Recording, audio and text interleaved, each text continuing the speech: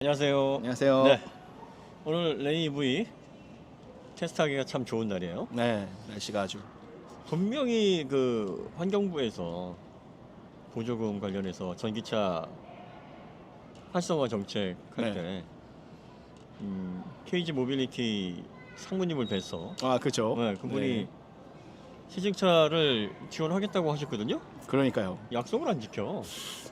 깜깜무소식이신데 다른 채널들은 또 올라왔더라고요. 그러니까 이제 면전에다 놓고 안 돼, 네. 할 수는 없으니까 그럴 수 일단은 있죠. 네, 뭐 그러겠습니다라고 해놓고서 곰곰이 이제 직원들하고 토의를 해봤겠지. 그렇죠. 그래서 아니 우리 토레스 EVX를 사지에 저기 나가면 큰일 납니다. 아니 이해는 가.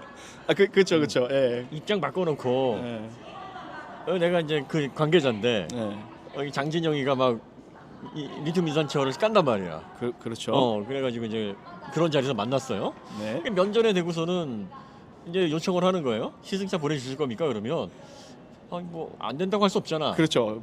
거기선 그럴 수 있죠. 그리고 네. 이제 운전하면서 가면서 바랄 걸 바래야지.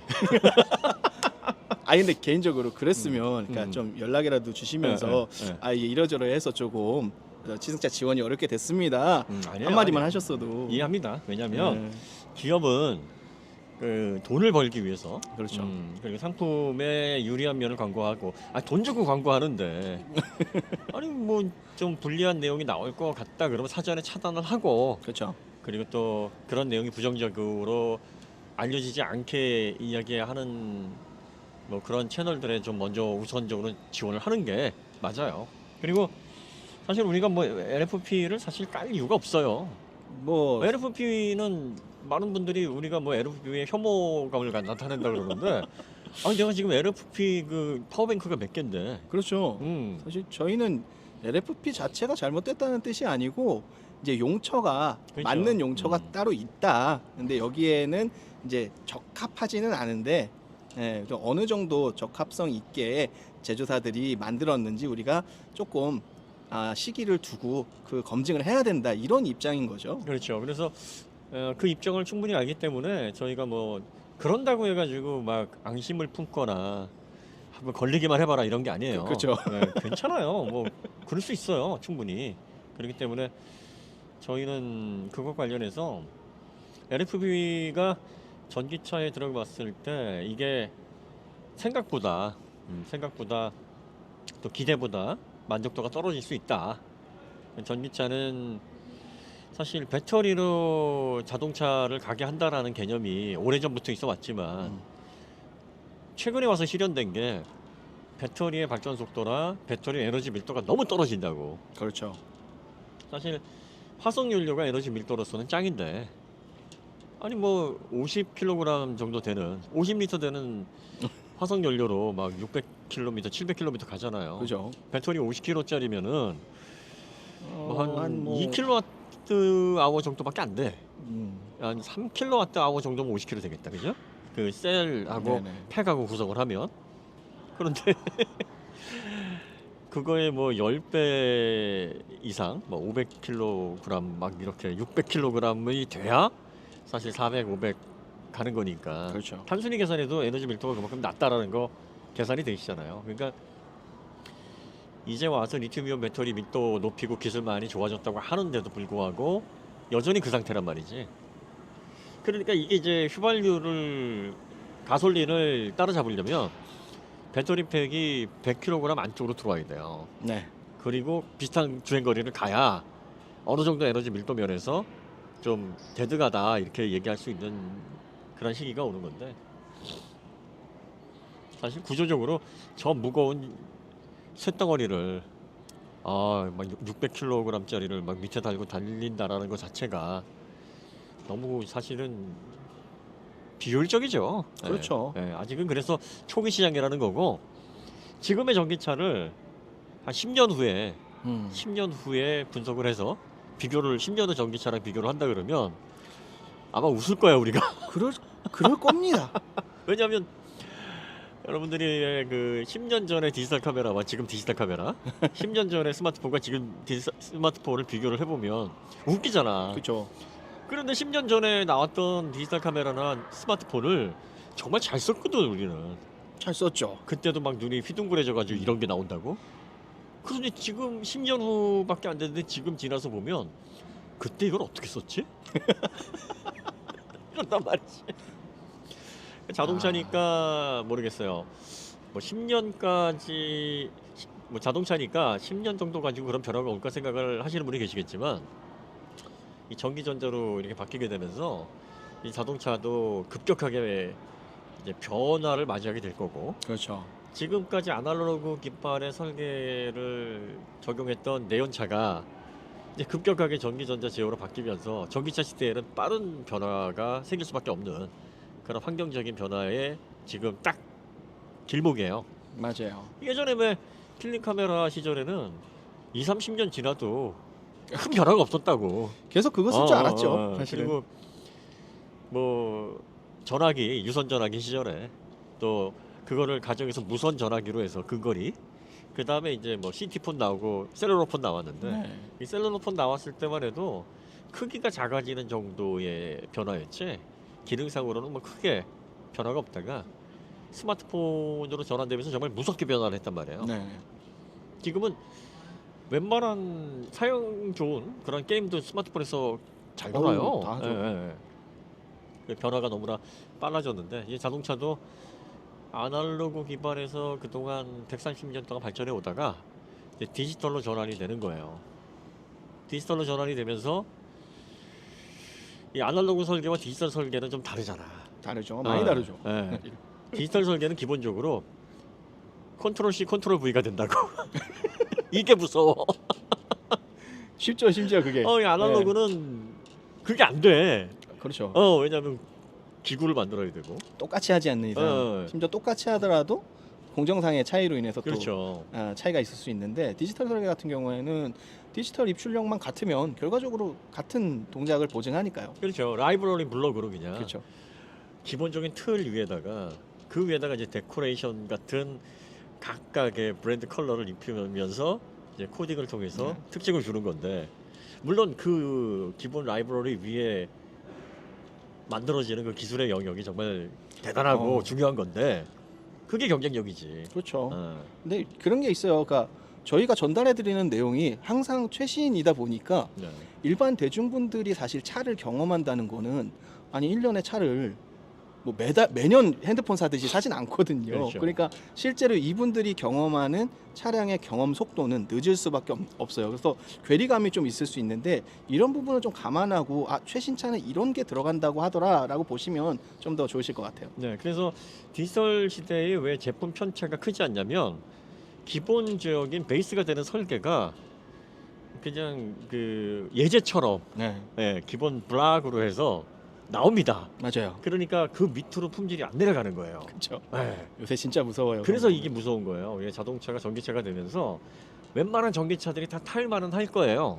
그런데 이제 여기에서 조금 더 AI 영역으로 가면서 또 알고리즘 분석에 따른 뭐 자율주행 보조라든지 아니면은 또 차별화된 그런 디지털 소스를 기반으로 해서 뭔가 큐레이션화된 브랜드의 독자적인 기술을 통해서 차별화된 기능을 제공을 할 때 거기에서 오는 오류라든지 결함 이런 것들을 얼마나 잘 잡아내면서 문제없이 자동차를 잘 운행할 수 있을까 사실은 그 싸움인데 그렇죠. 그러다 보니까 중국 전기차도 타보니까 좋은데? 그럴 수밖에 없어요. 그렇죠. 왜냐면 중국 스마트폰이나 중국 디지털 카메라도 기본적인 기능을 하거든. 생각보다 여러분 생각보다 좋습니다. 심지어. 그러니까 기본 바탕이 되는 그 싸움을 우리가 상품성의 기본으로 보는 게 아니라 그거는 디폴트로 깔고 네. 그 위에서 이 브랜드만 할 수 있는 그런 독창적인 상품성과 차별화된 기술적 포인트가 뭐냐 그리고 2, 3년까지 업계를 끌고 나갈 수 있을 만큼 프론티어로서의 그런 자질을 어떤 브랜드가 갖고 있냐 그걸 보는 거예요. 결국 산업은 그런 브랜드에 의해서 견인이 되거든. 맞습니다. 그러니까 그 약간의 이제 차별화된 포인트 예전에 그 아날로그 시절에는 수위 업체와 미들레인지급 업체와 엔트리 업체 간에 이 순위를 정할 때 기술 간극이 예를 들어서 100이었다 그러면 네네. 그 100에서 순위가 나뉘어졌다 그러면 지금은 80까지는 다 도달을 한 상태에서 그렇죠. 80에서 100까지 그 20 가지고 순위가 나뉘어진다고. 거기서 만들어지는 게 고유의 상품성이죠 결국은. 그러니까 1등은 100점인데 네. 꼴등이 빵점이 아니야. 그렇죠. 꼴등도 꼴등은 한 80점 80점이야. 해요. 그러니까 이게 나머지 그 80부터 100까지의 상품성이나 그 순위에 따른 명확한 상품성의 기준 이걸 갖고 있지 않으면 아니 이것도 좋고 저것도 좋고 무슨 네, 그치, 차이가 그치. 있다는 거야. 이렇게 생각할 수밖에 없는 그런 시대로 진입을 하고 있어요. 네네. 아니 지금 샤오미 폰이나 뭐 또 화웨이 폰이나 삼성이나 애플폰 네네. 카메라 기능이라든지 멀티미디어 기능이라든지 뭐 화면에 PPI가 구성하는 선회도라든지 네. 이런 걸 가지고서 벤치마킹 프로그램이 아닌 육안으로 이걸 다 평가를 해가 점수를 낼 수 있는 사람이 있나? 없죠. 없지. 그래서 어느 순간 사실 핸드폰 같은 경우들도 다 벤치마크 프로그램 돌려서 리뷰를 해요. 그렇죠. 긱벤치 네. 돌리고 뭐 이것저것 돌리고 3D 마크 돌리고 해서 점수를 보고 하는 거지. 언제부턴가 네. 그렇게 됐느냐? 스마트폰화 되면서 네.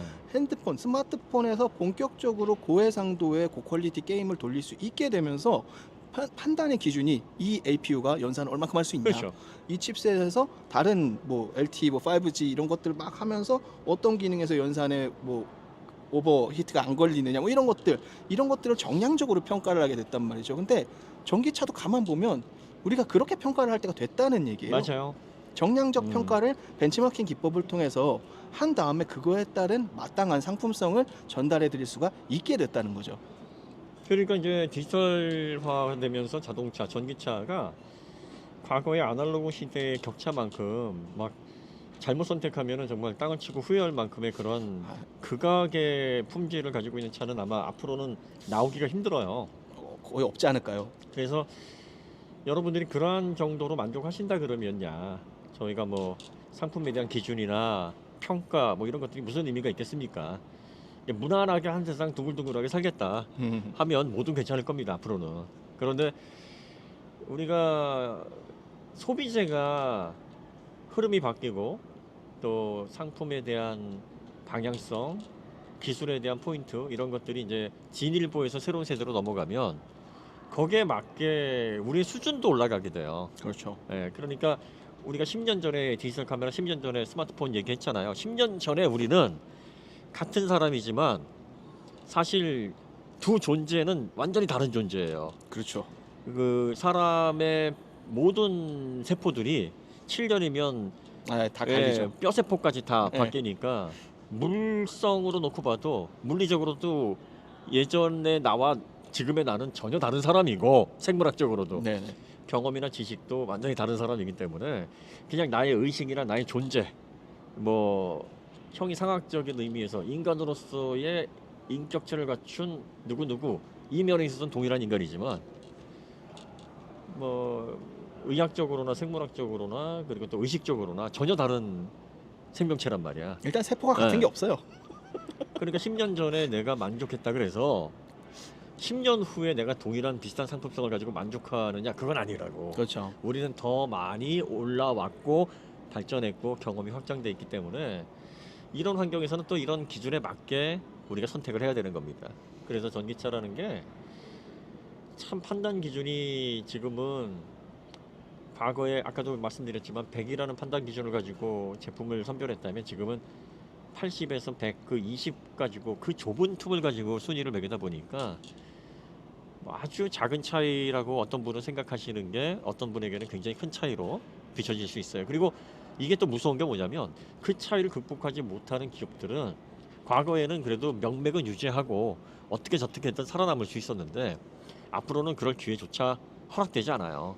그러니까 산업이 고도화되고 그 격차가 좁혀지면서 좀 더 수준 높은 엔지니어링으로 넘어가면서 이제 그 산업에서 가장 큰 수혜를 받는 몇 개의 기업에는 설 자리를 잃는다고요. 그렇죠. 대표적으로 LG 폰이 있었죠. 아, 그렇죠, 그렇죠. 그러니까 네. 그런 환경적인 변화가 있다. 그래서 전기차를 평가할 때는 더군다나 우리가 더 느낌에 의존하면 안 된다. 정량적이면서 수치화되고 그리고 명확하게 우열을 가릴 수 있는 그런 기준을 가지고 평가를 하시는 게 좋다. 그러다 보면 과거에 그 아날로그 방식으로 차를 평가했던 그런 평가자들과 정량적인 평가를 하는 사람들의 견해가 상반될 수 있어요. 그럴 수 있어요. 네. 우리 엉덩이는 아날로그지, 디지털이 아니지. 그래도 그 아날로그 감각을 최대한 디지털적인 내용으로 해석을 하려고 노력을 하고 있죠. 물론 뭐 아직도 자동차 평가할 때 엉덩이로 평가하는 그런 품질 평가 고수들이 있어요. 그렇죠. 네, 전체적으로 차를 데이터화해서 잘 만들어 놓고 그러고 나서 이제 실제로 운행을 해봤을 때 뛰어난 궁뎅이 센서를 가지고 계신 네. 장인이 한번 타보고 그게 뭐가 이상한데? 내 궁뎅이가 싫대.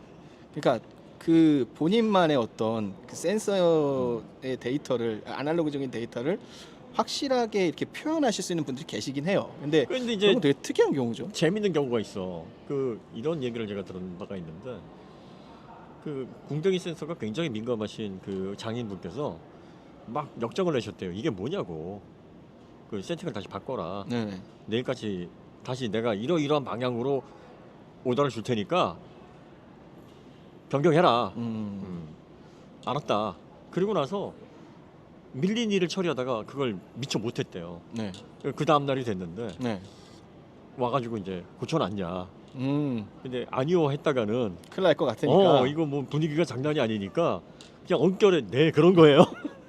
그리고 나서 난 죽었다. 갔다 와가지고 야 변한 게 없잖아. 내 말이 우스워 하고서 이제 혼날 준비를 하고 있었는데 그 장인분이 타고 한 바퀴를 쭉 테스트를 한 다음에 네네네. 와서 그러시더라는 거예요. 진작 이렇게 할 것이지. 이게 뭐지? 그러니까 이게 그런 거를 계속 말씀드리는 게 그거예요. 결국은 아무리 이 센싱이 육감적으로 뛰어나신 분, 오감적으로 뛰어나신 분이라고 하더라도 이 사람의 이 감각적인 센싱은 주변 환경, 뭐 기후, 온도, 컨디션, 습도, 특히. 컨디션 이거에 따라서 달라져요. 그렇지. 내 컨디션이 어제 오늘 다르기 때문에 그걸 가지고 다음 날 평가한 그 기준이 같아질 수가 없다는 얘기죠. 그리고 또 이제 그 전날에 그 사모님한테 전화를 받고 네. 당신 뭐 오늘이 무슨 날인지도 모르고 그러면 이제 또 그러면 달라. 이제 내가 뭐 일부러 그랬나 그러고서는 저는 딱 끊고 나서 쭈그레지죠. 헬스를 딱 갔는데 그 쭈글쭈글한 기분에서는 모든 게 불만스럽잖아. 그쵸. 이게 안 좋게 뭐야 느껴지지. 그러는데 이제 집에 가서 사모님하고 회포를 잘 푸셨어. 네, 그러면 그래서 또. 이제 아침에 그 출근 키스도 받고 오셨어. 그럼 이제 그렇지 이게 사는 거지 하고 딱 그 탔는데, 기분으로 타니까 이게 좋네. 이게 좋은 거야. 이게 제일 가능성 있어 보이는데요. 그러니까 이제 아니 그분의 능력을 평가절하하는 게 아니라 그렇죠. 이렇게 이제. 사람은 감성, 센서빌리티에 엄청난 영향을 받는단 말이에요. 그렇죠. 당연히 보통 사람들보다는 그런 경험이나 데이터가 많으신 분일 거예요. 근데 그럼에도 불구하고 그렇지. 그런 사람조차도 컨디션, 환경에 영향을 받을 수밖에 없다. 그럼 그분보다 못한 일반인들이나 그럼 또 이제 아. 일관성이 없죠. 그리고 또 뭐 자동차를 평가하는 사람들도 뭐 설계하는 사람들에게 비하면 지식이나 경험이 많이 부족하잖아요. 그러니까 아까 말씀하신 그거 가지고 어. 설계하는 사람들은 그걸 알아듣고 이제 그렇죠. 어디를 조율해야 되를 아는 사람들인데 그렇죠, 그렇죠. 심지어는 이게 뭐가 불편해 그러면 그 디테일하지 않잖아요. 뭘 맞아요. 바꾸라는 얘기인지 모르잖아요. 근데 그렇죠. 설계자들은 그걸 가지고 뭔가를 바꿔요. 뭘 바꿔야 되는지 알거든. 그렇죠.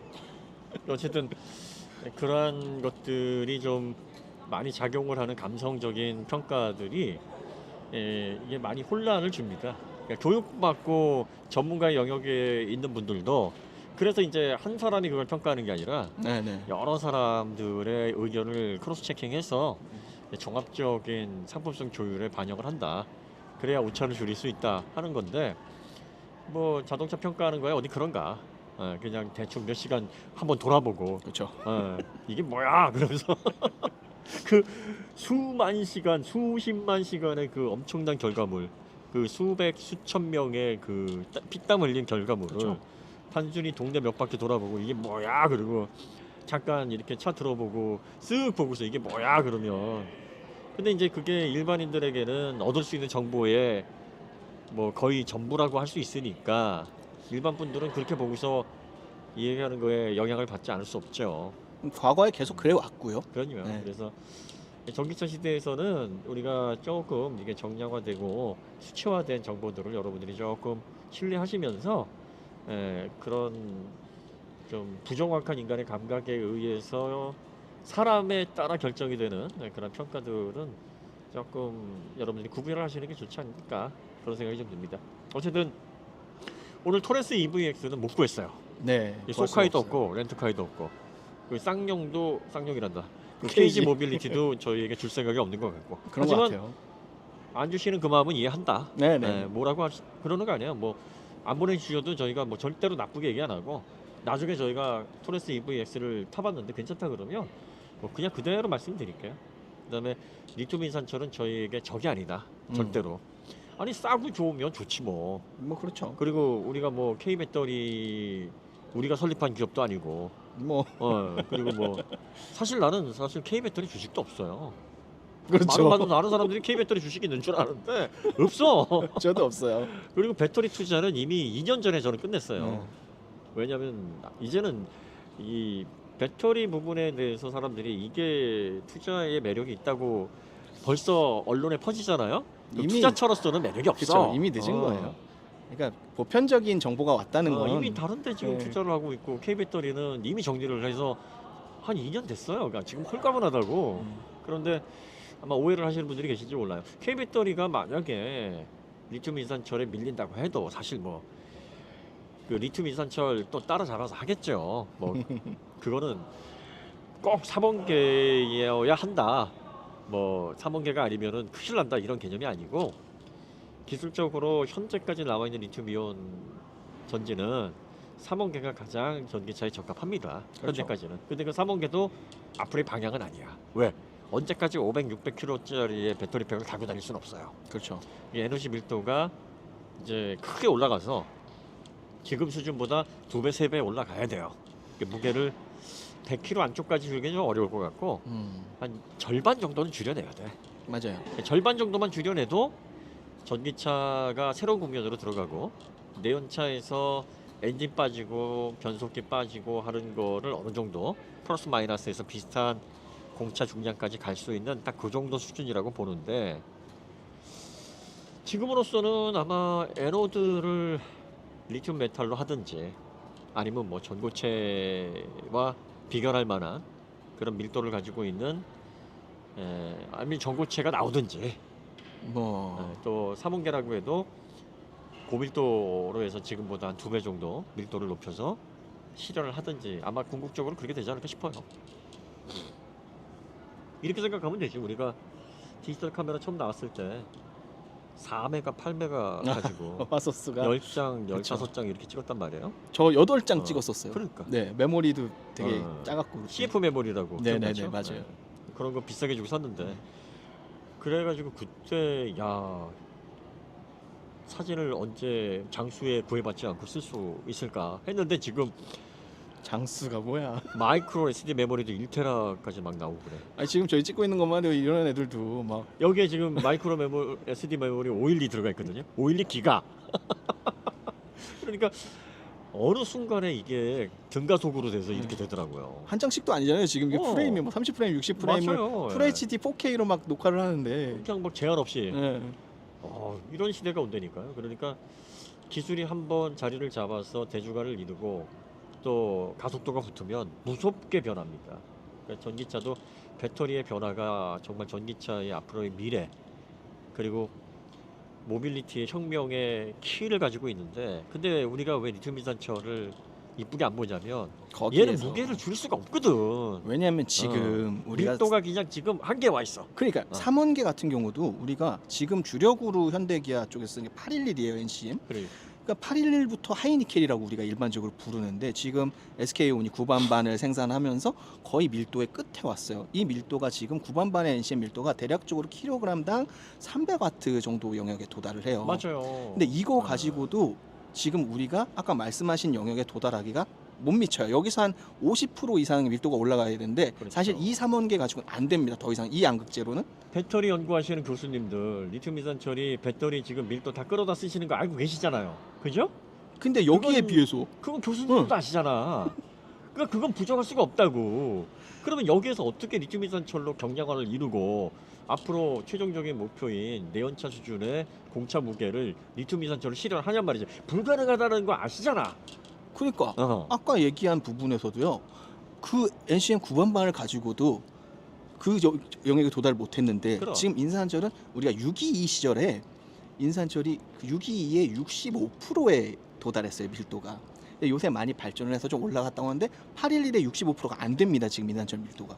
근데 9번반은 당연히 9번반 대비 밀도를 따지면 50% 55% 수준이란 말이에요. 근데 이게 끝이에요. 여기서 더 발전할 수가 없어요. 그러니까 이제 거기에다가 망간을 섞느니 그럼 또 그냥 3원계로 가고 말죠. NCM 811의 양극재를 섞느니 그런 거 아니야. 그렇죠. 그래서 그게 M3P고 네.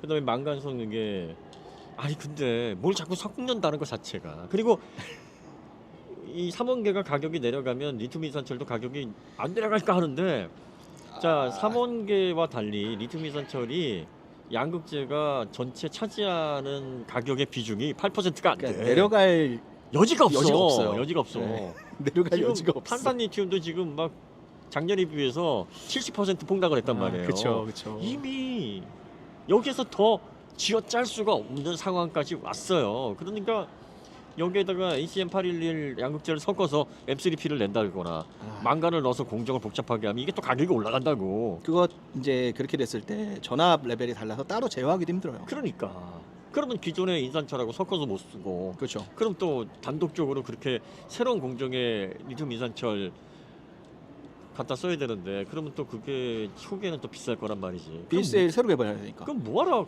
리튬 인산철을 쓰냐고. 그러니까 의미가 없죠. 그냥 3원계 쓰면 되지. 네. 그러니까 앞으로 지금 밀도가 높다라고 하는 3원계도 지금의 무게를 절반으로 다시 말하면 밀도를 2배로 올려야 되는 숙제를 안고 있다 그러면 이미 거의 한계점에 도달한 리튬 인산철은 도대체 얘는 어떻게 되냐. 그러니까 그런 질문하신 분들이 계세요. 야 리튬 인산철인데 얘도 몇십 킬로와트 나오던데 배터리 용량이 차에서 이렇게 말씀을 하시는데 걔는 이미 BSA 설계를 모듈을 빼버리고 이제 C2P 셀2팩 개념으로 간 거기 때문에 거기서 팩 내부 밀도, 그러니까 셀 자체 에너지 밀도 말고 팩 내부의 배터리 용량이 얼만큼 차이냐의 밀도가 인산철은 이미 한계에 도달했어요. 근데 리튬이온 3원계 같은 경우는 보통 폭발성 때문에 모듈을 먼저 만들고 모듈을 다시 엮어서 팩을 만드는 아주 원시적인 구조예요. 근데 이 구조가 좋은 거는 화재에는 당연히 안전하죠. 근데 지금 셀2팩도 화재에 문제가 없다라는 쪽으로 점점 가고 있기 때문에 얘네들이 셀2팩까지는 안 되더라도 그런 식으로 밀도를 높여가게 된다면 아니면 모듈의 크기가 커진다든가 이런 방식으로 올려가게 된다면 얘네들 밀도는 더 올라가요. 인산철은 더 이상 밀도를 올릴 수가 없어요. 팩 밀도도 한계에 왔어요. 근데 리튬이온 같은 3원계 같은 경우는 팩 밀도에서 밀도를 올릴 수 있는 여지가 남아있기 때문에 지금 이거는 밀도 싸움에서는 상대가 안 되죠, 사실. 그러니까 용도가 다르다.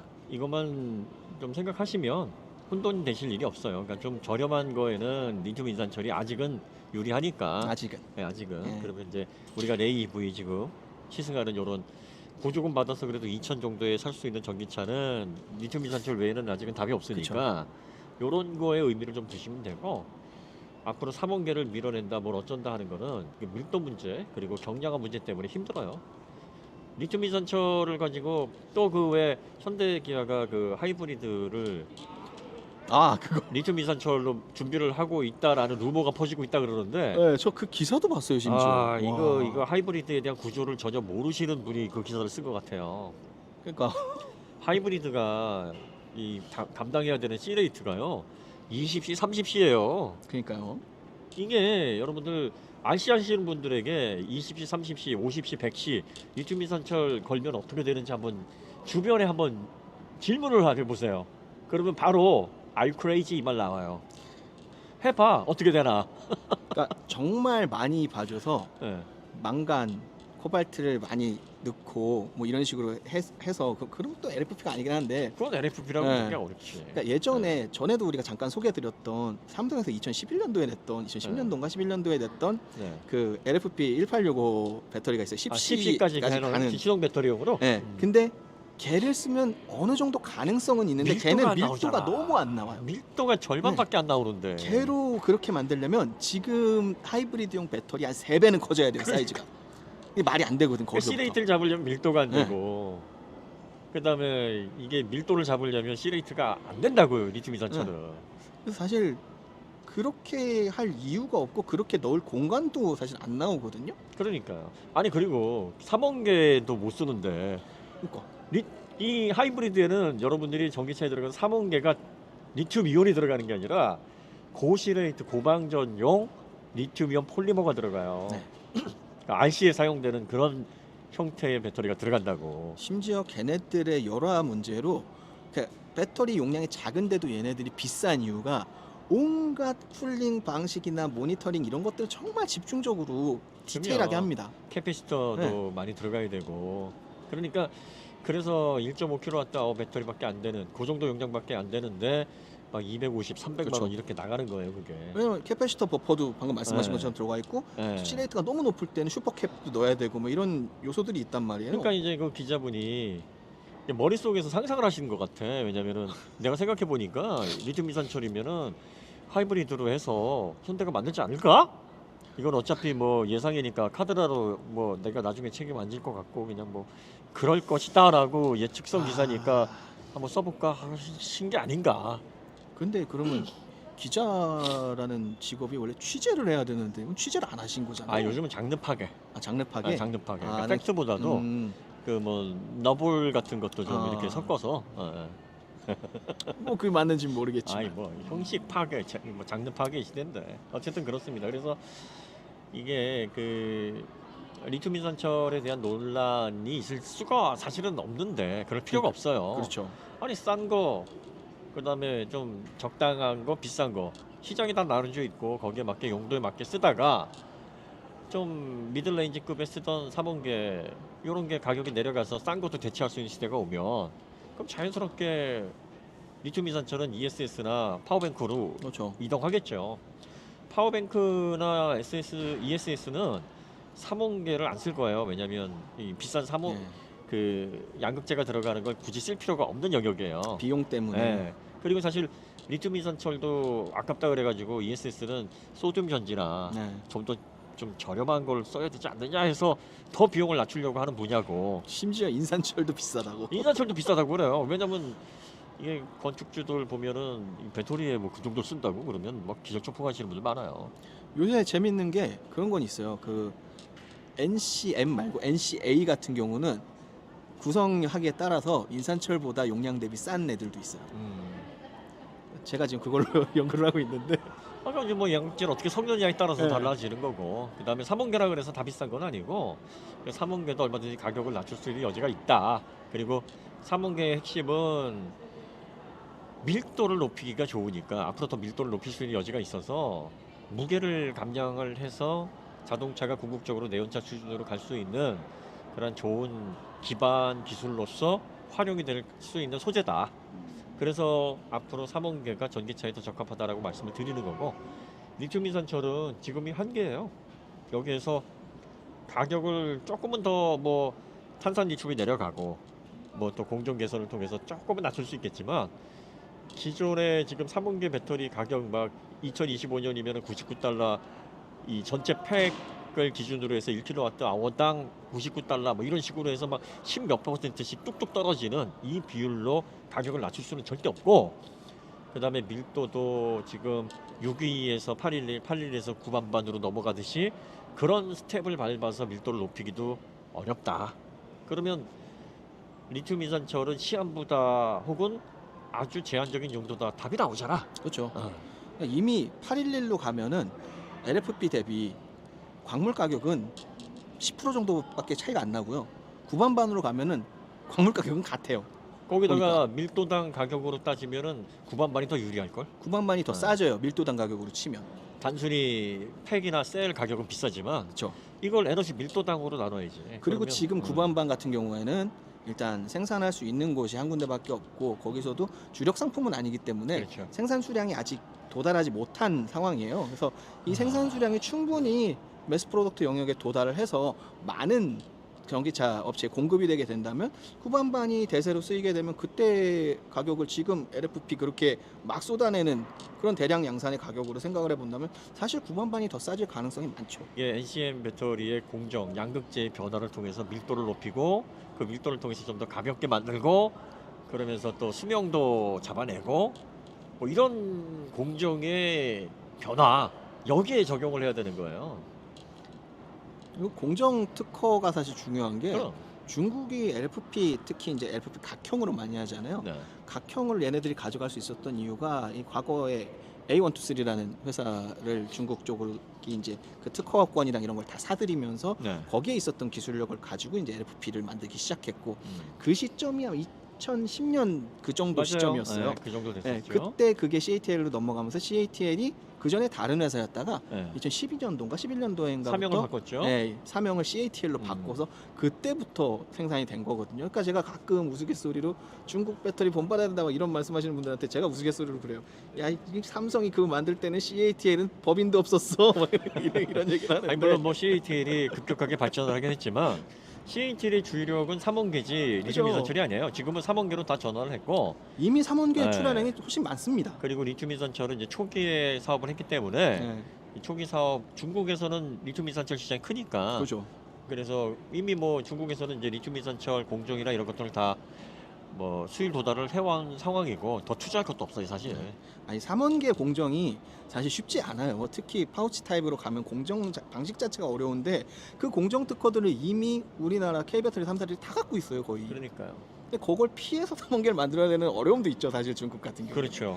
그리고 또 유사 특허 한번 걸렸다가는 난리 나죠. SK온처럼 2조 이상 막 배터리 토해내야 되니까. 되고 그러니까 이제 CATL도 사실 이 K배터리의 전체 3사 합쳐가지고 뭐 8만 개 가까운 특허를 지금 득하고 있는데 이런 특허를 우회해서 한다는 것 자체가 쉽지 상당히 않죠. 지금 어려운 상황이라 지금 여러 가지 고민들을 또 중국 업체에서 하고 있고 그래서 사실은 그것 때문에 전방위적으로 이제 뭐 수출 모델의 그런 전기차 이런 것들을 좀 제한적으로 아무래도 이제 해외 판매가 되면은 그런 특허 문제도 대두가 되고 하니까 그런 문제가 없는 그런 모델들과 또 그런 배터리 셀을 선별을 해서 이제 그런 것들을 순차적으로 내보내고 있는 건데 지금 중국 내부의 출하량 되는 대비 중국 전기차가 수출되는 물량이 굉장히 작은 이유도 그렇죠. 이 영향력이 네. 크다고.